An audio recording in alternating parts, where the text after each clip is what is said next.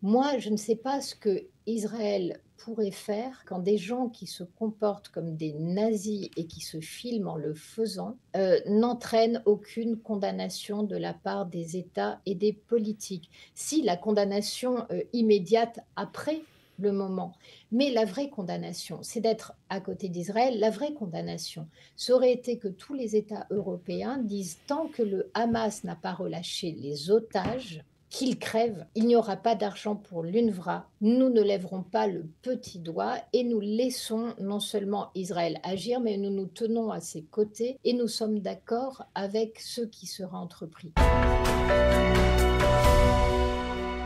Depuis le 7 octobre, Israël mène deux combats, un sur le terrain et un autre dans l'opinion. Et sur ce front, la bataille semble perdue. Les images, les récits, les chiffres, tout ou presque vient de la propagande palestinienne et la presse internationale le reprend sans même demander la version israélienne. Alors pourquoi ce déséquilibre? Est-ce un problème de stratégie, de moyens, ou est-ce tout simplement un biais profondément ancré dans les médias? Pour en parler, nous sommes très heureux de recevoir Céline Pina, auteure et journaliste qui est avec nous ce matin. Céline, bonjour, merci d'être avec nous. Bonjour. Bonjour. Alors, on va parler de ce problème d'information, de ce qu'on appelle ici en hébreu hasbara. Et la première question que je voudrais vous poser, Céline, comment expliquez-vous que la voix d'Israël soit si peu présente ou si tellement discréditée, en tout cas, dans les médias internationaux? Alors, j'allais dire malheureusement parce que, on vient de se rendre compte de quelque chose que probablement d'autres n'ont jamais oublié, c'est que la haine des Juifs est un formidable outil de mobilisation politique. Ça a déjà été utilisé par le passé, Hitler en a fait la source de son accession au pouvoir et ce qu'on a cru avoir disparu à jamais, en fait, se révèle encore extrêmement puissant et extrêmement actif. Pourquoi? Parce que ce levier, est utilisé en Europe par un certain nombre de politiques, notamment et de façon très étonnante par rapport au XXe siècle. On a complètement inversé la logique. Aujourd'hui, c'est la gauche, qui est antisémite et qui est antisémite d'ailleurs avec une totale bonne conscience puisque pour elle, elle n'est pas antisémite, elle est antisioniste. Hmm. Elle a remplacé la haine du juif individuel par la haine du juif collectif, une haine qui devient assumable, acceptable, voire même que l'on peut mettre en avant, parce que cette haine est déployée au nom de l'amour du Palestinien et qu'elle est accompagnée d'un certain nombre d'images extrêmement bien réalisées, puisqu'on sait que Pallywood, ça ne veut pas dire qu'il n'y a pas de souffrance chez les Palestiniens, mais qu'en tout cas, celle qui arrive jusqu'en Europe est souvent mise en scène et souvent fausse et souvent issue de la propagande du Hamas, que malheureusement ces choses-là sont sues. On a les images, on a même les images des tournages, et que pour autant, beaucoup de journalistes s'extraient de tout devoir de vérité et préfèrent servir un narratif militant. Et ça ne date pas du 7 octobre, malheureusement. Mhm. C'est-à-dire que je me souviens, Daniel Lindenberg, qui est mort il y a quand même déjà des années, avait travaillé notamment sur les postures systématiquement défavorables à Israël dans la presse française. Un autre chercheur du CNRS qui s'appelle Daniel Dayan avait fait ce même travail et avait remarqué que dans le cas d'Israël, émergeait une sorte de novlangue dans laquelle les mots étaient complètement travestis. Donc, je vous donne des exemples. On parle de militants. Je vous parlais d'avant le 7 Ouais, octobre. ouais. On parle de militants plutôt que de terroristes. Hmm. Il y a une tonalité très émotionnelle dès qu'on rend compte de ce qui se passe à Gaza, par exemple. Et les traitements biaisés du conflit sont systématiquement et sont systématiques, notamment chez France 2, dans Le Monde, dans Libération, sur Arte. Donc, il va donner tous ces exemples. Et malgré le fait que tous ces exemples soient donnés, on ne constate aucune reprise en main, notamment dans l'audiovisuel public, que ce soit de la part des hauts fonctionnaires qui sont chargés de l'administrer ou que ce soit de la part des politiques. Il y a une forme d'irresponsabilité qui fait qu'aujourd'hui, vous pouvez être antisémite et antisioniste, c'est pas grave parce que votre élite l'est aussi, ou en tout cas cautionne ce positionnement. Autrement dit, il ne vous créera aucune, vous ne serez pas, j'allais dire, Sanctionné. socialement détruit parce que vous prenez cette Mhm. position. Et ça, c'est extrêmement grave parce qu'à partir du moment où le politique dit il n'y a plus de ligne rouge et tout ce qui concerne l'antisémitisme est acceptable, vous assistez à une décompensation globale, y compris au niveau, j'allais dire institutionnel, et ça nous a valu l'histoire du contrôleur aérien, parce que les Oui, contrôleurs aériens, c'est extrêmement important. C'est pas, bien ce ne sûr. sont pas des gens qui ne sont soumis à aucune obligation. Ce qu'a fait cet homme est une faute lourde. Pour s'être senti autorisé à le faire, il faut quand même que l'ambiance à ADP, à Air France, au sein du pays, lui ait laissé penser que cela serait sans aucun risque. Et de fait, les 3 quarts du temps, en tout cas quand vous êtes journaliste, c'est sans aucun risque. Alors, comme vous l'avez dit, c'est pas une situation nouvelle, mais c'est clairement accentué après le 7 octobre, même si on a eu une période, peut-être que vous serez d'accord avec ça, au début, ou en tout cas quelques jours, quelques semaines après le 7 octobre, une certaine période de grâce pour Israël, mais ça s'est vraiment accentué après le 7 octobre, et là, depuis déjà pratiquement presque un an et demi déjà, où vraiment les choses se sont aggravées. Et je crois que vous avez relevé, on a eu l'exemple avec ce terroriste journaliste qui est présenté partout comme un Oui. journaliste. On a eu cet exemple. Je crois que vous avez relevé d'autres exemples, hein, pour nous. Oui, non, alors, par exemple, un truc, tout bête, vous regardez juste sur cette histoire-là, comment, Bild, le journal allemand, qui est extrêmement respectable et qui a quand même sorti un certain nombre de fake news aujourd'hui sur la question du conflit, israélo-palestinien, fake news bien entendu faites pour, détruire plutôt la position d'Israël. Bild, par exemple, va écrire sur cette histoire: «Un journaliste déguisé en terroriste tué à Gaza». Il est très factuel. En revanche, le Parisien va faire un titre en disant: «Kianas al-Sharif, le journaliste palestinien visé et tué par l'armée israélienne». Dans le visé et tué, dans le fait déjà qu'on ne dise pas que ce n'est pas un journaliste, mais un Ouais. terroriste, et dans les termes visé et tué, vous avez une manière en fait de, rabaisser l'État juif et de laisser entendre que ce qu'il a commis est un acte, extrêmement, critiquable et dommageable. Et là, et on a des tas d'exemples comme ça, dans la presse française où, par exemple, vous avez, l'armée israélienne qui, tue un terroriste qui s'apprêtait à commettre un acte grave, et vous avez un Palestinien, assassiné, par Hmm. Israël ou par l'armée israélienne. C'est, cette façon-là de, titrer qui vous permet en fait de jeter l'opprobre sur tout un pays et tout un peuple, et sans jamais avoir l'air d'y toucher.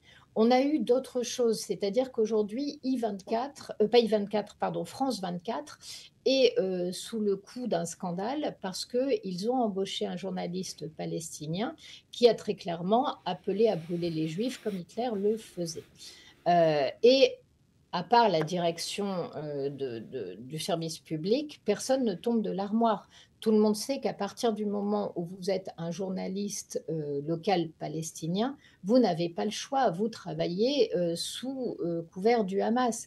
Vous soyez un militant ou pas, les 3 quarts sont en général des militants. Vous pouvez avoir des gens, mais de toute façon, ils ne peuvent pas faire leur travail. Si jamais ils disent autre chose que la propagande du Hamas, c'est leur famille qui en paye le prix, ça peut être eux, et quand on dit qu'ils en payent le prix, ils sont assassinés. Mhm. C'est très, très basique, donc on peut comprendre, pourquoi ils ne font pas autre chose que de relayer la propagande du Hamas. Mais, le pire, c'est que les journalistes que nous envoyons, qui appartiennent à l'AFP ou sont dans la même situation. Et les 3 quarts du temps, justement parce que c'est insupportable de renoncer à la vérité pour son militantisme, les seuls qui tiennent sont en général des militants, et à la fin finissent par, très souvent délivrer la propagande du Hamas en toute connaissance de cause, parce que, ils sont des alliés objectifs. Donc, Et ceux-là, on a énormément de mal à les combattre et l'exemple que je voulais vous donner, ouais. c'est qu'en 2023, France 24 a dû, virer une journaliste qui s'appelait Joëlle Maroun, qui était une journaliste libanaise, qui était très clairement, pro-Hitler et antisémite. Mais dans le même temps, au moment où il la met hors où il refuse de travailler avec elle, il y a 3 autres journalistes qui sont impactés par les mêmes révélations ou le même type de révélation. Eh bien, dans un communiqué de presse officiel, France 24 va dire: «Oui, ils sont militants, oui, ils ont commis des actes graves, oui, ils ont désinformé, mais on continue à travailler avec eux. La seule chose qu'on leur demande, c'est d'arrêter de, répandre leur idéologie sur les réseaux sociaux». Ce que l'on comprend en creux, c'est que France 24 admet très bien que ces journalistes continuent leur œuvre de propagande à l'intérieur des articles et des reportages qu'elle commande, mais leur interdit de s'exprimer sur les réseaux sociaux.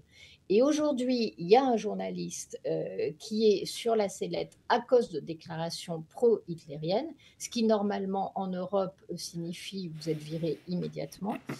Là, ça n'est pas le cas et France 24 se tait, ne répond à aucune des personnes qui l'interpellent sur cette question-là.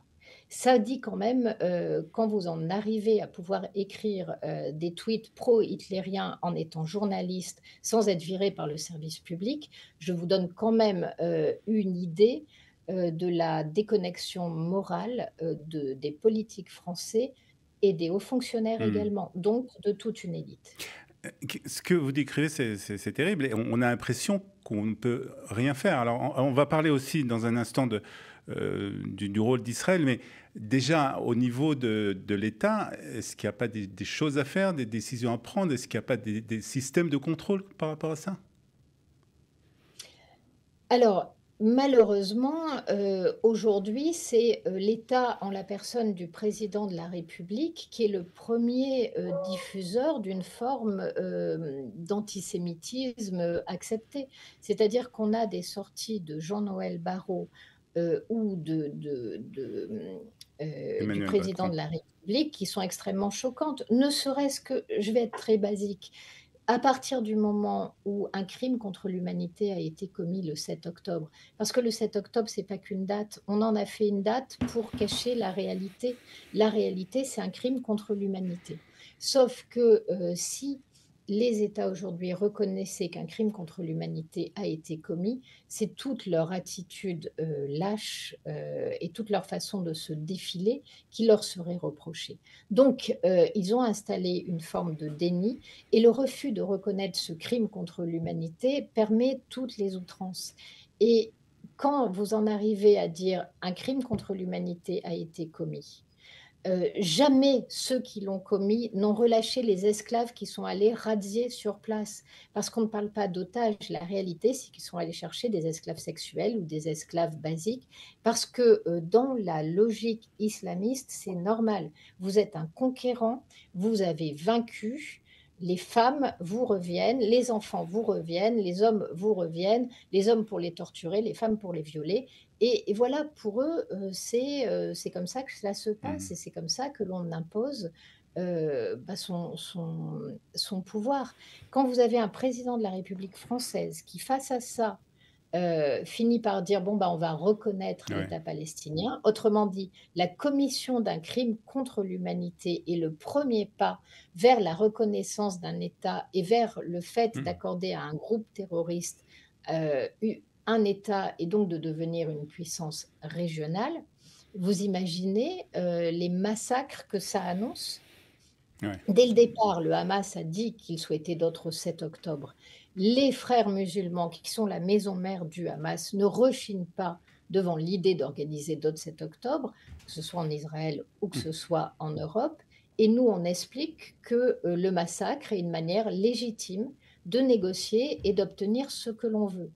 Quand on sait le prix du sang qu'a payé la France face au terrorisme islamiste, là, je peux vous dire que ce que vient, de faire Emmanuel Macron, met en danger, non seulement tous les juifs en France, tous Ouais. les juifs de France, mais tous les habitants de ce Mmh. pays. Mmh. Et ne pas comprendre que nos destins sont liés, c'est commettre la première faute politique. Alors, je voudrais quand même qu'on parle d'Israël et du rôle d'Israël quelque part, parce qu'ici, on parle beaucoup justement du fait qu'il n'y a pas assez, ce qu'on appelle, comme j'ai dit, de hasbara, de communication, de propagande, que Israël n'a pas assez investi dans ça. Est-ce que vous pensez que si Israël avait investi un peu plus, si avait développé d'autres moyens, vous pensez que les choses seraient différentes? Écoutez, sincèrement, quand vous avez le 7 octobre qui a été filmé par des GoPro, quand vous avez ces images qui circulent, quand vous voyez des enfants terrorisés, parce qu'un Palestinien, un terroriste palestinien vient de tuer leur sœur, leur père s'apprête à massacrer les parents qui leur restent et vont les tuer. Quand vous avez des petites filles qui prient qu'on les laisse aller à l'école avant de se prendre une balle dans la tête, quand vous avez des femmes éventrées enceintes, quand vous avez des bébés étranglés à main nue, il faut quoi de plus? Il faut quoi de Mmh. plus pour ouvrir les yeux? Ça a été filmé, ça a été montré, ça a été dit. Bon, Israël a fait beaucoup des refusent de enquêtes le voir précises, aussi, hein. hein? Beaucoup refusent de voir ces images. Quand vous refusez de voir ces images, ça veut dire que quelque part, vous pensez qu'elles sont tellement horribles, que vous n'allez pas vous en remettre. Donc ça veut dire que vous les reconnaissez comme Mmh. étant à la fois vraies et comme étant insupportables. Donc, même si vous ne les avez pas vues, vous savez ce qui est devant vous. Moi, je ne sais pas ce que Israël pourrait faire quand la commission d'un crime contre l'humanité, quand des gens qui se comportent comme des nazis et qui se filment en le faisant, n'entraîne aucune condamnation de la part des États et des politiques. Si la condamnation, immédiate après le moment, mais la vraie condamnation, c'est d'être à côté d'Israël. La vraie condamnation, ça aurait été que tous les États européens disent: «Tant que le Hamas n'a pas relâché les otages, qu'ils crèvent, il n'y aura pas d'argent pour l'UNRWA, nous ne lèverons pas le petit doigt et nous laissons non seulement Israël agir, mais nous nous tenons à ses côtés et nous sommes d'accord avec ce qui sera entrepris». On aurait fait ça, je pense que les otages, on les aurait récupérés. On aurait tordu le bras du Qatar, financeur du terrorisme, mais qui veut avoir un certain soft power et qui veut être reconnu aussi au niveau international. Il y avait des choses à négocier. Cela n'a pas été fait Mmh. et franchement, moi, j'ai pas de grands reproches, à faire à Israël. Le plus grand reproche qu'il y a en France, si on doit aller jusqu'au bout, Oui. ce sont tous les doutes, sur, Benyamin Netanyahou. Sauf que, les mêmes, qui l'accusent finalement, de ne pas être un atout pour Israël et à la limite ça peut se discuter et je constate que la société israélienne est en débat sur un certain nombre de points. Mais ce que je constate aussi politiquement, c'est qu'aucun autre nom ne sort, Mmh. qu'aucun autre nom ne sort de manière crédible et que même ceux, qui piaillent en disant: «Il faut arrêter la guerre» et je peux comprendre qu'on Ouais, ait bien sûr. envie de la paix. Mmh. C'est l'issue que tout le monde désire et devrait désirer. Encore pour faire la paix, encore faut-il avoir un partenaire. Mais tous ceux qui tiennent ce discours-là sont abstraits, c'est-à-dire qu'ils ne disent pas comment ils comptent récupérer les otages tout en Ouais. disant que Netanyahou les met en danger, mais eux n'ont aucune stratégie de récupération. Ils ne disent pas comment ils vont assurer la survie d'Israël, une fois que, le Hamas aura reconstitué, ses forces et étant donné toutes les aides qui convergent vers lui aujourd'hui, il sera en mesure de le faire. Ils ne disent pas comment ils vont faire pour que l'UNRWA arrête finalement, d'entretenir un foyer infectieux à côté d'Israël qui ne coûte rien aux autres pays arabes. Ils sont débarrassés du problème palestinien. Ils ne veulent pas des Palestiniens. En revanche, qu'il y ait un prurite, susceptible de détruire Israël, qui reste bien cantonné dans sa zone, comme une sorte de cancer ciblé, ça les arrange parfaitement. Mmh. Donc, non seulement ils ne feront rien pour les Palestiniens, pour les civils palestiniens, qui sont condamnés à rester dans cette enclave, sous la domination du Hamas, mais en plus, ils font tout pour que ce martyre continue, Parce que, cela leur permet d'entretenir une haine internationale contre Israël et donc de maintenir leur but ultime qui est la destruction, de l'État juif parce que pour eux, c'est insupportable et ça, tous nos gouvernements le savent et le savent parfaitement. Mais Donc à personne ne partir dit du rien. moment où ils n'en tiennent aucun compte, vous imaginez le message qu'ils envoient à des États qui sont des États soit terroristes, Mmh, bien soit de sûr. toute façon autoritaires et qui n'ont aucun lien ni avec la démocratie, ni avec les droits de l'homme, ni avec l'égalité entre les hommes, ni avec les libertés publiques, qui sont exactement à l'opposé de toute notre sociabilité. Eh bien, c'est à côté d'eux que nos États se rangent et la seule démocratie, bien entendu qu'elle a des défauts comme la nôtre, Mmh. mais en tout cas la seule démocratie de ce pays n'est pas soutenue comme elle devrait. Alors juste, je voudrais quand même qu'on revienne, pour conclure, à cette histoire de communication et de ce qui est dit dans les médias. Ce que vous nous décrivez, comme j'ai dit, c'est quelque chose de terrible. Mais est-ce qu'il y a quand même quelque part quelque chose, on va pas terminer parce que j'ai encore une question à vous poser, mais sur ce sujet en tout cas, euh, on va peut-être quand même terminer sur une note optimiste. Est-ce qu'il y a quand même des choses à faire? Oui, continuer à dénoncer sans relâche le mensonge. C'était, hier j'avais vraiment un gros coup de mou Ah, et je tombe sur une interview de Douglas Murray à qui, une journaliste dit: «Mais enfin vous en avez pas assez, de crier dans le vide, de vous battre, sans avoir de résultats». Et Douglas Murray la regarde et lui dit: «Vous savez, dans l'histoire, la vérité finit toujours par triompher. Après, ça peut mettre du temps, ça et à quel prix?» Il ne répond pas à cette question-là, mais en tout cas, il dit ça et je pense qu'il a raison. C'est-à-dire que quand même aujourd'hui, de plus en plus, la manipulation, est prouvée. Autrement dit, on arrive à voir, par exemple, dans le cas du journal Le Monde, on arrive à voir que, le la personne qui est responsable des pages, Moyen-Orient est liée à une militante, pro-palestinienne, antisémite, qui l'a dit et montré à de nombreuses années et que lui sert très clairement cette cause-là. C'est Le Monde n'est plus aujourd'hui un journal de référence. Il a dégringolé, complètement dans l'appréciation qu'il peut avoir. On parle de Libération, on parle de l'Humanité, ce sont des journaux qui perdent des lecteurs, qui ne sont plus prescripteurs. Hem, on parle de tout un petit monde, très gauche culturelle. Cette gauche culturelle aujourd'hui est en total décalage avec la population. Elle ne partage plus, aucune de ses préoccupations. Donc tous ceux qui aujourd'hui sont le cœur de l'antisémitisme, culturel et de l'antisémitisme, qui commence à gagner les institutions, sont des gens qui sont en perdition. très bien. Sont des gens, quelqu'un comme, Emmanuel Macron, tout le monde attend qu'il s'en aille. Aujourd'hui, c'est un facteur de blocage. On est dans une impasse politique et la seule chose qui pourrait nous en sortir serait sa démission, chose qu'il ne fera pas parce qu'il n'est pas très, responsable non plus, mais ça, c'est pas grave, à la limite, c'est son droit. Mais en attendant, il n'est plus prescripteur. C'est un homme qui est déconsidéré. Donc l'espoir, il est là. C'est-à-dire que ceux qui tiennent aujourd'hui le champ des représentations, sont des gens qui sont déconnectés par rapport au peuple, et qui servent finalement un électorat qui n'est pas majoritaire. C'est-à-dire que dans l'obsession pourquoi est-ce que, l'électorat, musulman est dragué par le biais de l'antisémitisme?